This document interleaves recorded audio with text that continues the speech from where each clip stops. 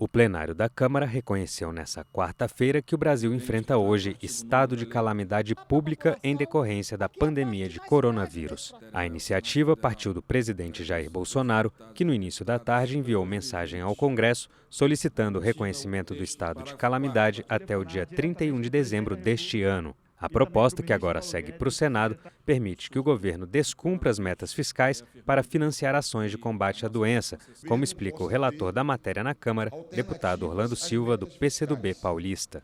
O decreto legislativo, ao reconhecer o estado de calamidade pública no Brasil, permite o descumprimento das metas fiscais previstas na LRF.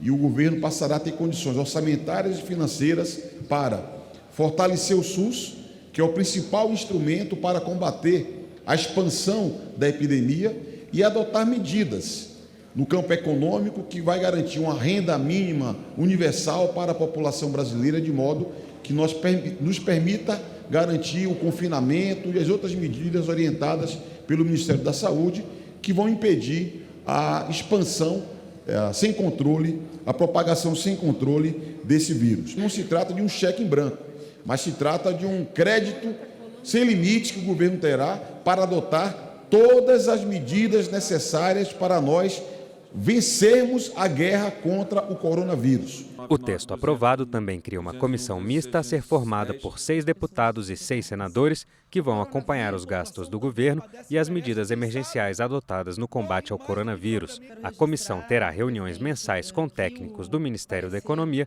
e bimestrais com o titular da pasta, Paulo Guedes. A parte da decisão sobre o estado de calamidade pública, que teve consenso de todos os partidos, outras questões relacionadas à pandemia dividiram os parlamentares, como a decisão de governos estaduais de fecharem os shoppings e a atitude do presidente Jair Bolsonaro, que no último domingo cumprimentou apoiadores na Praça dos Três Poderes, descumprindo o protocolo recomendado pelo Ministério da Saúde. O presidente foi irresponsável ao sair do Palácio do Planalto e a entrar em contato direto com parte da população que estava numa manifestação agora no domingo, né? Ele poderia não só ter sido contaminado, como contaminar outras pessoas, ponto. A aparente irresponsabilidade de Bolsonaro é justificável, e eles sabem disso, por um movimento involuntário de seu coração que arde pelo povo brasileiro.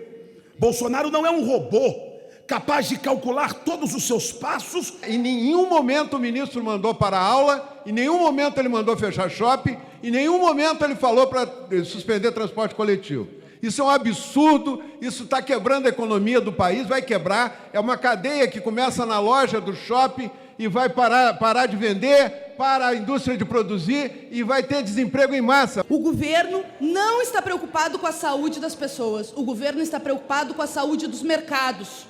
Porque nós precisamos urgentemente garantir direitos para suspender o trabalho hoje, para que o povo não morra amanhã. Nós precisamos parar a atividade do Brasil. Já foram 3 mortes. Os deputados aprovaram ainda a medida provisória do contribuinte legal, que regulamenta a negociação de dívidas de pessoas físicas e jurídicas com a União e que agora segue para o Senado. O plenário da Câmara volta a se reunir na próxima quarta-feira.